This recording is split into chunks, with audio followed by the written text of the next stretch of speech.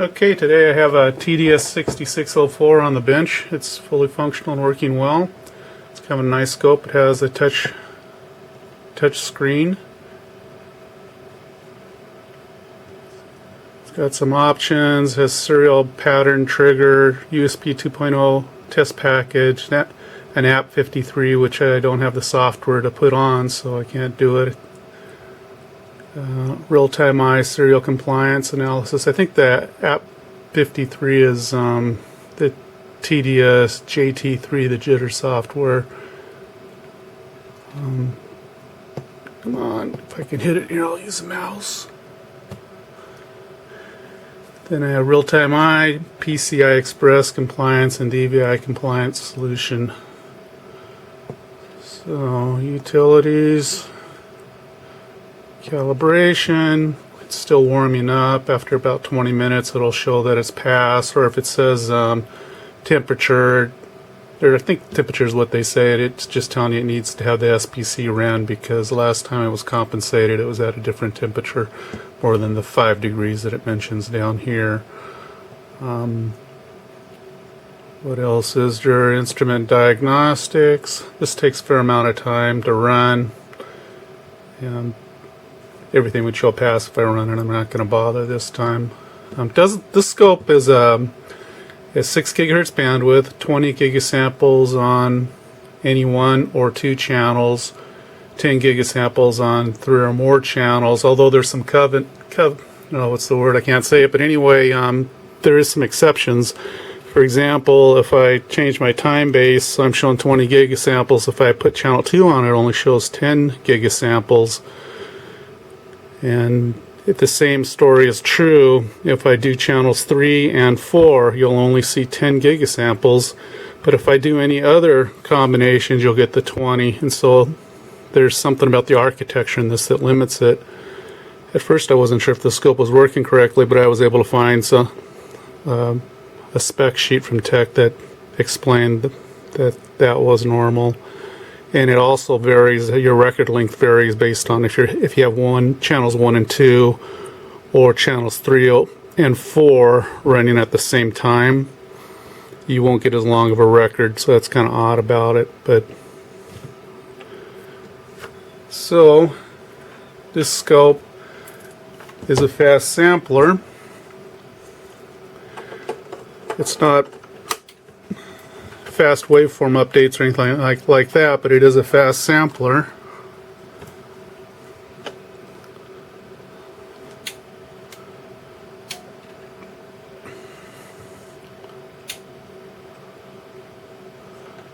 Put this up. Oh, that's a little big.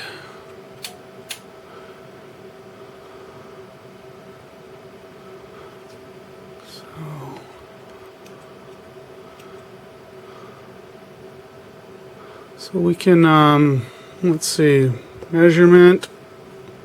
If you use measurement setup, that's kind of a nice worksheet for you. You can go amplitude, time, which typically it'd be amplitude or time, but I can do rise time, fall time, duty cycle, pulse width, negative width, duty cycle, period, frequency, delay. We'll do rise time since this is a fast signal source. We could also do amplitude if you wanted to, or it could be peak to peak and cycle RMS. What the heck? Close the screen. So our rise time on this is about 148. It's varying a lot, 148 to 161 picoseconds. Amplitude is 256 millivolt, peak to peak's 275 millivolts, and RMS, there's not enough of a period. RMS is about 170.9 millivolt. This doesn't do fast acquisition, so it doesn't do 100,000 waveforms per second, but it does sample fast and has high bandwidth. That's your trade-offs. So you would use this for characterizing a signal, but you wouldn't really use it to, for example, see glitches and things like that. It would be blind to them. It can see them in a single shot, but but it wouldn't find them per se. You would have to go through the record and find it. But if where the glitch occurred in the record, you would definitely see the glitch if you were to scan through.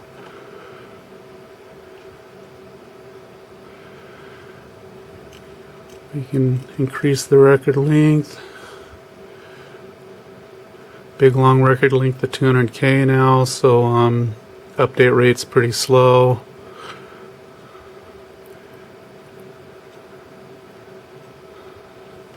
Let's see.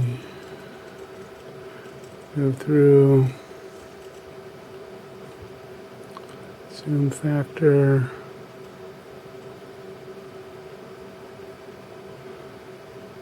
Just playing with it. We also have, let's see, under files we have applications, and I haven't played with the applications at all. I don't really know anything about them, but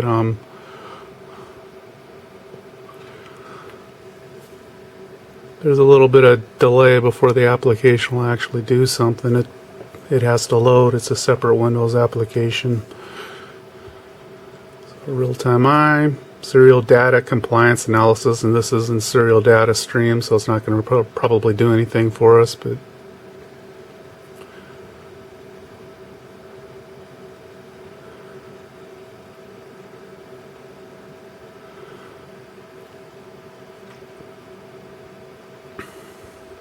put this to default.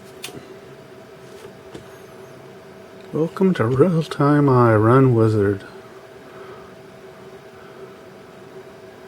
Well, that's not going to work out because I don't got the probes that they want. I don't even have the channels. Say single-ended, channels 1 and 3. What the heck? PCIe 2.5 gigabits. What the heck? Sure. Auto set source reference level. Sure. Plots. Why not? Who knows what it's going to do because I haven't given it enough signals to mean anything.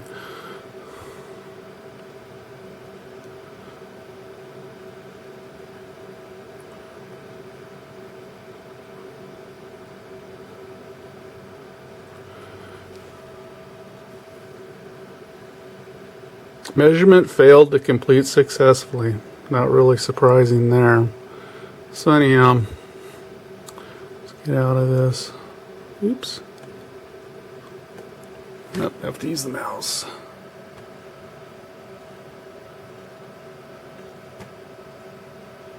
Need to restore the oscilloscope settings. Sure, why not? This is a Windows 2000 platform. And these scopes have a Windows motherboard at the top. In the middle there's a PowerPC motherboard. And at the bottom there's an acquisition board. Windows supervises the PowerPC. PowerCP runs the acquisition system. And for the most part all on-screen calculations and everything on-screen is occurring on the bottom two boards. Windows is just supervisory, so it's not really burdened, so it can run It can run other applications at the same time, as opposed to like some of the Agilent products that are closed boxes where it's running Windows, but you can't run add-on applications unless they're Agilent approved because they're not using the PowerPC solution to make the acquisition board deal with all of the calculations. Windows has to do that too, so it doesn't work out for them. Although by now I'm sure they got something that does that just fine. That's not closed.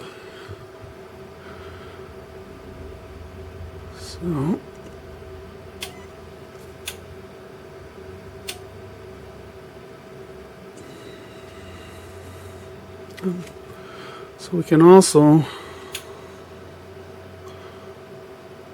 that up there. Make our record length shorter, the waveform becomes more dynamic, and we have some choices. We can do acquisition mode. Right now it's sample. We could do average, make it real clean. We also have the horizontal setup thing, just like we can do that for triggering almost any of them. So So there we got peak detect, high resolution, average again, envelope. See what kind of variations we got going on. I don't know what that one does. Ooh, that's kind of nice. It's like temperature graded. That's. Oh, and we also have real time, interpolated real time, equivalent time. I wanted to go back to that. That was pretty cool. Close. Yeah. It's kind of clunky though. It's got to do a lot of thinking. And that's what the short waveforms. Short waveform on record. So let's see. Just make it normal again. Sample. Close. I looked up on the tech website, and this scope costs about $9,600 to have repaired. Ain't that something? About, I think it was around $1,000 to have it calibrated. That's pretty spendy, I think. Probably takes them like 10 minutes to do it on a fixture. Let's see what else. Display. Maybe that's an all-in-one control. So it's got vectors right now. Intensified samples. How fast is sampling right now? 2.5 gig of samples.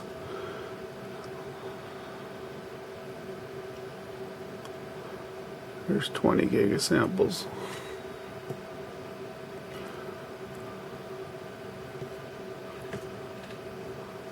Scopes have come a long way in the last 10 years. I mean, they're really quite a bit more powerful. So you can add text to the screen so that when you print stuff, your reports will look professional, and complete control on how the thing looks. You can set it up to where it'll print directly to the drive, or you can have it print directly to email when you hit the print button, have it print directly to the hard drive, and so it's really easy to document stuff.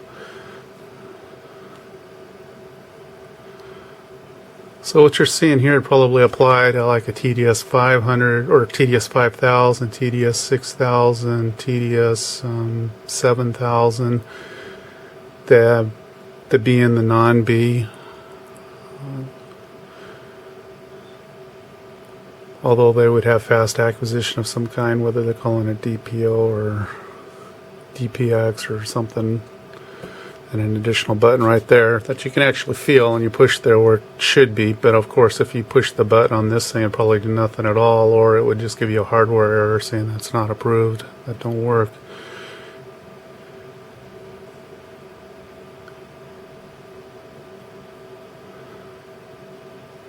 So we can do vertical zoom. Let's see what vertical zoom does. Horizontal zoom. Strangely enough, does horizontal. Oh, and I have the, looks like I got the offset off a little bit or something. I don't know. Can also, this is your trigger section over here, advanced. Let's see what our triggers are.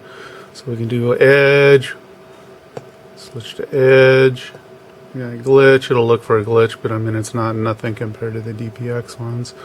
But I mean, if you tell it what the glitch looks like, it will definitely see the, I mean, if you understand what the glitch looks like, then you can trigger on it, no problem. The advantage of the fast acquisition scopes, the fast updates on the screens where they're running a database in your screen, is they don't have to know that the glitch is there. They'll just simply see it and present it because it's something that doesn't fit the pattern. Trigger on width. Transition, timeout, serial data. You have to sit it, put a pattern in. So anyway, so normally you would just be doing the edge. You can single, just do single shots. And like this thing right now is sampling at, I've done something to the layout. Hold on, let me put things back to where they were. Auto set.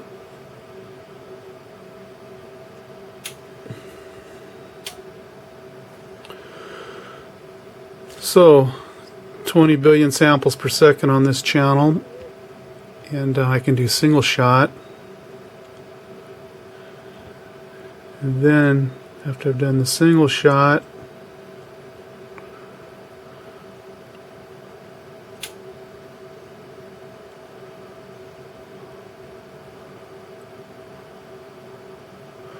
let's see if so let's do run again. I guess it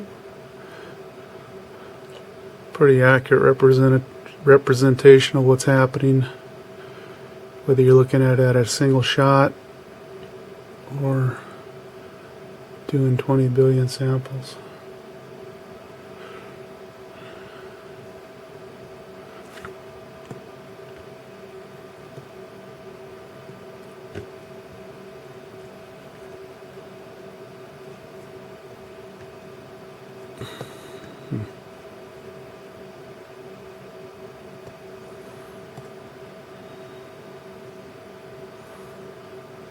Oops, wrong control.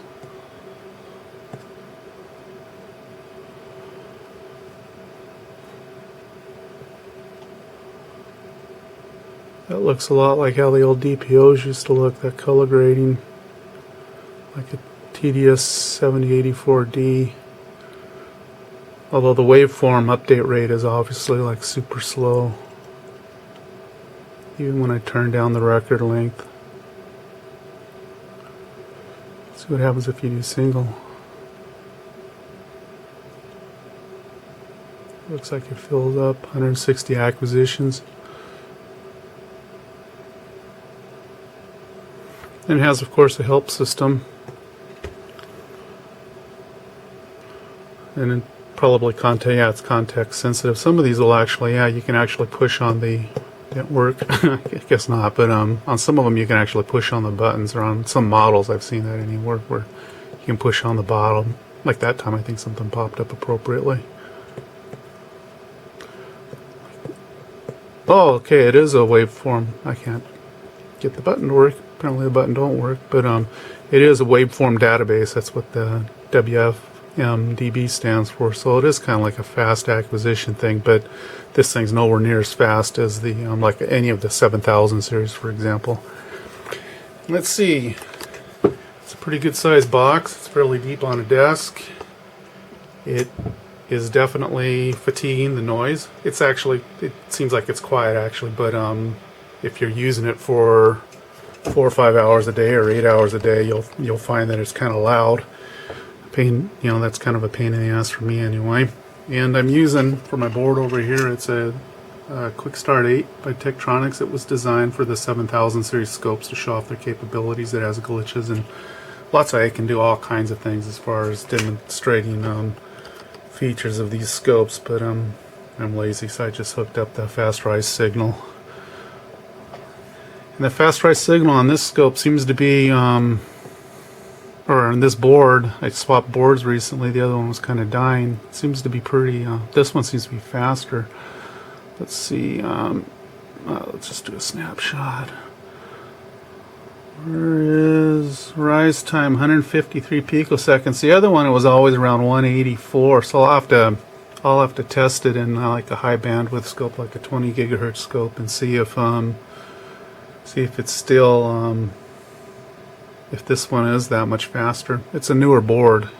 I'm talking about the demo board here. It's a newer board, so maybe they improved upon the rise time. I don't know, but anyway. So if you choose, you can minimize, but you can't stop the application. So you minimize, and then we have just a regular Windows 2000 just a Windows 2000 system with, of course, some special code in the firmware, so you couldn't upgrade the board yourself. You have to buy it from Tech. That's the plan anyway. So it'd have some secret information so that you couldn't do it yourself, because that's cheating if you improve upon these scopes without paying Tektronix some money. Seems harsh, but it's true. Just like software on these is harder than heck to find the applications and so forth. That's why that's why it doesn't have the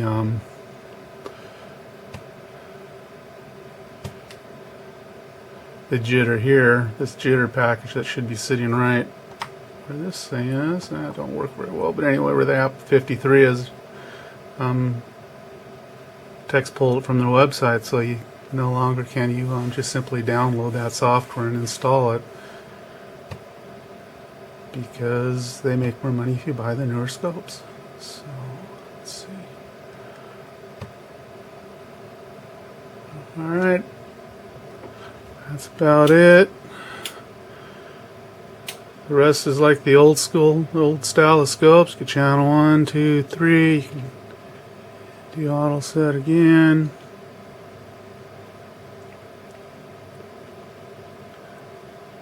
That, and that was the control I was reaching for. And I changed something in the display that, oops, I need to do that.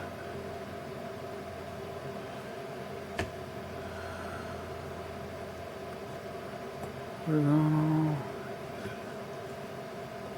Yeah, alright.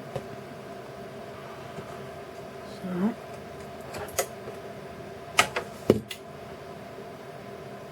back to default setup, and switch her off. Turns off pretty fast. Have a nice day. Thanks for watching the film.